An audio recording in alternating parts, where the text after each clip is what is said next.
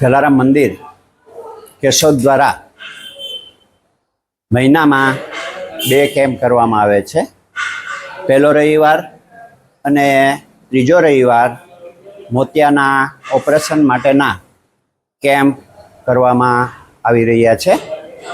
આજરોજ આઈ કેમ્પની અંદર લગભગ 140 જેટલા દર્દીઓ અહીંયા બતાવેલું છે અને જેની અંદરથી 51 દર્દીઓને ઓપરેશન માટે રાજકોટ રણછોડદાસજી હોસ્પિટલ ત્યાં ઓપરેશન માટે મોકલવામાં આવેલા છે।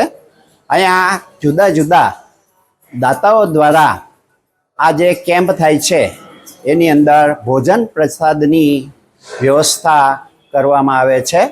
આજે અમારે જે દાતા છે એમાં ભરતભાઈ તન્ના એના સંજયભાઈ તન્નાના સ્મરણાર્થે રાખવામાં આવેલું હતું, જેની અંદર અમને જે સપોર્ટ છે એ તે દેવાણીભાઈ જમનાદાસભાઈ દેવાણી અને પ્રફુલભાઈ દેવાણી દ્વારા આ કેમ્પનું આયોજન કરવામાં આવેલું છે।